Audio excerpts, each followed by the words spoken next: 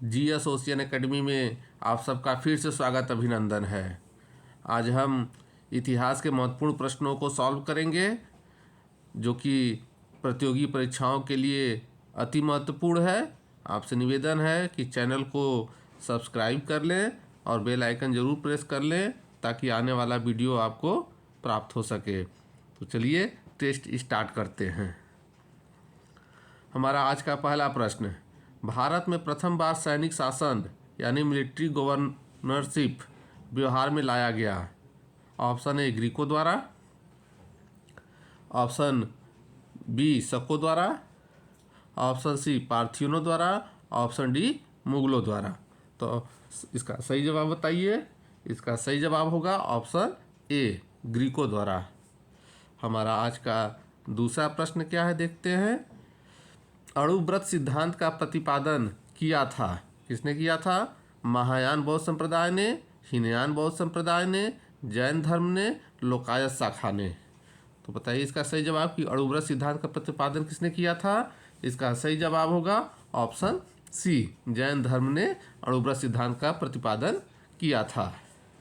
हमारा तीसरा प्रश्न, मिलिंद पन्हो राजा मिलिंद और किस बौद्ध भिक्षु के मध्य संवाद के रूप में है। Option A Nagasena, option B Nagarjuna, option C Nagabhata, option D Kumarila Bhatta. तो इसका सही जवाब होगा ऑप्शन ए नागसेन। मिलिंद पन्हो जो है मिलिंद और नागसेन के मध्य संवाद का रूप है। हमारा आज का चौथा प्रश्न, निम्नलिखित पशुओं में से किस एक का हड़प्पा संस्कृति में मिली मुहरों और टेराकोटा कलाकृतियों में निरूपण नहीं हुआ था। ऑप्शन ए गाय, ऑप्शन बी हाथी, ऑप्शन सी गैंडा और ऑप्शन डी बाघ।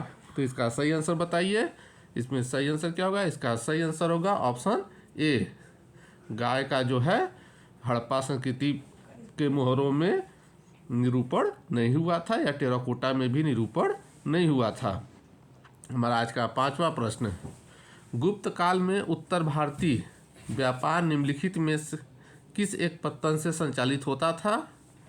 Option A Tamralipti, option B Bharuch, option C Kalyan, option D Cambay. तो इसका सही जवाब होगा ऑप्शन ए ताम्रलिप्ति। गुप्त काल में भारतीय व्यापार का जो है एक बहुत प्रसिद्ध पत्तन था। कौन सा? ताम्रलिप्ति। हमारा आज का छठा प्रश्न, कश्मीर में कनिष्क के शासनकाल में जो बौद्ध संगीति आयोजित हुई थी उसकी अध्यक्षता निम्नलिखित में से किसने की थी। ऑप्शन ए पार्श्व ने, ऑप्शन बी नागार्जुन ने, ऑप्शन सी शूद्रक ने, ऑप्शन डी वसुमित्र ने। तो इसका सही जवाब होगा ऑप्शन डी वसुमित्र ने। कश्मीर में जो कनिष्क के शासनकाल में बौद्ध संगीति हुई थी उसकी अध्यक्षता वसुमित्र ने की थी। हमारा आज का सातवां प्रश्न, पुलकेशिन प्रथम बादामी शिलालेख शक वर्ष 465 का दिनांकित है। यदि इसे विक्रम संवत में दिनांकित करना हो तो वर्ष होगा। Option A 601, option B 300, option C 330, option D 407। तो इसका सही जवाब होगा ऑप्शन ए 601 होगा। हमारा आज का आठवां महत्वपूर्ण प्रश्न, अशोक का अपने शिलालेखों में सामान्यतः जिस नाम से उल्लेख हुआ है वह है चक्रवर्ती, धर्मदेव, धर्मकीर्ति, प्रियदर्शी। तो इसका सही जवाब होगा ऑप्शन डी, अशोक के शिलालेखों में अशोक को प्रियदर्शी कहा गया है। हमारा आज का नौवां प्रश्न, सेल्यूकस जिसको अलेक्जेंडर द्वारा सिंध एवं अफगानिस्तान का प्रशासक नियुक्त किया गया था को किस भारतीय राजा ने हराया था। ऑप्शन ए समुद्रगुप्त ने, ऑप्शन बी अशोक ने, ऑप्शन सी बिंदुसार ने, ऑप्शन डी चंद्रगुप्त मौर्य ने। तो सेल्यूकस को किसने हराया था? इसका सही जवाब होगा ऑप्शन डी चंद्रगुप्त ने सेल्यूकस को हराया था। हमारा आज का 10वां प्रश्न, निम्नलिखित में कौन सी वह ब्रह्मवादिनी थी जिसने कुछ वेद मंत्रों की रचना की थी। Option A Lopamudra, option B Gargi, option C Lilavati, option D Savitri.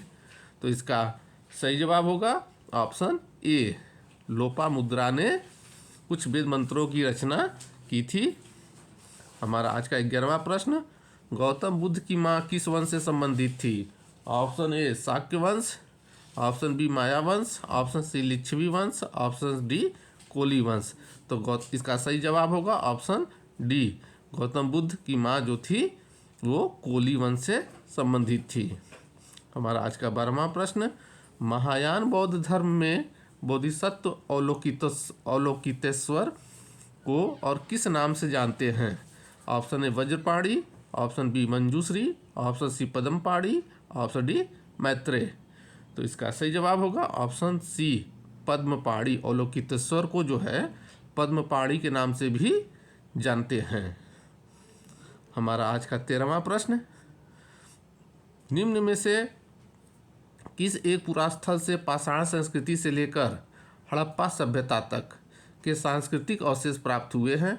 Option A Amri, option B Mehrgarh, option C Kot Diji, option D Kalibangan या कालीबंगा। तो इसका सही जवाब होगा ऑप्शन बी, मेहरगढ़ से जो है आपके पाषाण संस्कृति से लेकर हड़प्पा सभ्यता तक के अवशेष प्राप्त हुए हैं। हमारा आज का 14वां प्रश्न, ईसा पूर्व 2री शताब्दी के प्रारंभ में उत्तरी अफगानिस्तान में स्थापित भारत यूनानी राज्य था, कौन सा था? Option A Bactria, option B Scythia, option C Gedrosia, option D Aria. तो इसका सही जवाब होगा ऑप्शन ए, बैक्ट्रिया। बैक्ट्रिया जो है उत्तरी अफगानिस्तान में स्थापित भारत यूनानी राज्य था, बैक्ट्रिया। हमारा आज का 15वां प्रश्न, बौद्ध धर्म के महायान और हीनयान संप्रदायों में मौलिक अंतर है। ऑप्शन ए अहिंसा पर बल, ऑप्शन बी जाति रहित समाज, ऑप्शन सी मूर्ति पूजा। एक ऑप्शन नहीं है, 3 ऑप्शन में आपको बताना है। तो इसका सही जवाब होगा ऑप्शन सी, मूर्ति पूजा। महायान और हीनयान संप्रदायों का मौलिक अंतर क्या है? मूर्ति पूजा। इसमें एक मूर्ति पूजा को श्रेय देते थे और दूसरे मूर्ति पूजा के विरोध में थे। आपको बताना है कि कमेंट बॉक्स में कि महायान या हीनयान में कौन जो है मूर्ति पूजा के समर्थक थे। हमारा आज का 16वां प्रश्न, यापनीय किसका एक संप्रदाय था? ऑप्शन ए बौद्ध धर्म का, ऑप्शन बी जैन धर्म का, ऑप्शन सी शैव धर्म का, ऑप्शन डी वैष्णव धर्म का। तो इसका सही जवाब बताइए। इसका सही जवाब होगा ऑप्शन बी, यापनी जो है जैन धर्म का एक संप्रदाय था। हमारा आज का 17वां प्रश्न, प्रथम गुप्त शासक जिसने परम भागवत की उपाधि धारण की वह था? ऑप्शन ए चंद्रगुप्त प्रथम, option B Samudragupta, option C Chandragupta द्वितीय, ऑप्शन डी श्रीगुप्त। तो इसका सही जवाब होगा ऑप्शन सी, चंद्रगुप्त द्वितीय। और पहला शासक था, मौर्य शासक था जिसने परम भागवत की उपाधि धारण की थी। हमारा आज का 18वां प्रश्न, निम्नलिखित में से कौन गुप्त काल में चांदी के अपनी आयुर्विज्ञान विषयक रचना के लिए जाना जाता है? Option A Saumilya, option B Shudraka, option C Shaunaka, option D Sushruta. तो बताइए इसका सही जवाब। इसका सही जवाब होगा ऑप्शन डी, सुश्रुत जो है अपने आयुर्विज्ञान विषयक रचना के लिए जाने जाते थे। हमारा आज का 19वां प्रश्न, गुप्त शासकों द्वारा जारी किए गए सिक्के क्या कहलाते थे? ऑप्शन ए रूपक, ऑप्शन बी कारसापड़, ऑप्शन सी दीनार, ऑप्शन डी पढ़। तो बताइए इसका सही जवाब होगा ऑप्शन ए, रूपक। गुप्त शासकों द्वारा जारी किए गए सिक्के क्या कहलाते थे? रूपक कहलाते थे। हमारा आज का 20वां प्रश्न, सिकंदर के हमले के समय उत्तर भारत पर निम्नलिखित राजवंशों में से किस एक का शासन था? ऑप्शन ए नंद वंश, ऑप्शन बी मौर्य वंश, ऑप्शन डी कण्व वंश, ऑप्शन सी शुंग वंश। तो इसका सही जवाब होगा ऑप्शन ए, नंद वंश। सिकंदर के हमले के समय उत्तर भारत पर नंद वंश का शासन था। हमारा 21वां प्रश्न, प्राचीन भारतीय समाज के प्रसंग में निम्नलिखित शब्दों में से कौन सा शब्द शेष 3 वर्ग का नहीं है? ऑप्शन ए कुल, ऑप्शन बी वंश, ऑप्शन सी कोश, ऑप्शन डी गोत्र। तो इसका सही जवाब होगा ऑप्शन सी कोश, क्योंकि कुल, वंश और गोत्र ये एक समान शब्द हैं और कोश जो है इससे विपरीत शब्द है। हमारा आज का 22वां प्रश्न, महावीर का प्रथम अनुयायी कौन बना? ऑप्शन ए जमाली, कहीं कहीं जमालिस लिखा रहता है, कहीं कहीं जमाली ही लिखा रहता है। Option B Yashoda, option C अड़ुज्जा, ऑप्शन डी त्रिशला। तो इसका सही जवाब होगा महावीर का प्रथम अनुयायी जो है जमाली था। हमारा आज का 23वां प्रश्न, प्राचीन भारत के निम्नलिखित किसमें पति द्वारा प्रत्यक्ष पत्नी के लिए ग्रंथों में से विवाह विच्छेद की अनुमति दी गई है? Option A Kamasutra, option B Manav Dharmashastra, option सी शुक्र नीतिसार, ऑप्शन डी अर्थशास्त्र। इसका सही जवाब होगा ऑप्शन डी अर्थशास्त्र में पति द्वारा परित्यक्त यानी जो पति द्वारा छोड़ दी गई है पत्नी के लिए विवाह विच्छेद की अनुमति अर्थशास्त्र, कौटिल्य के अर्थशास्त्र में दिया गया है। हमारा आज का 24वां प्रश्न, आर्य शब्द इंगित करता है? ऑप्शन ए निर्जाति समूह को, ऑप्शन बी याकरी जन को, ऑप्शन सी भाषा समूह को, ऑप्शन डी श्रेष्ठ वंश को। तो इसका सही जवाब होगा ऑप्शन डी श्रेष्ठ वंश को, यानी आर्य जो है शब्द श्रेष्ठ वंश को प्रदर्शित करता है, इंगित करता है।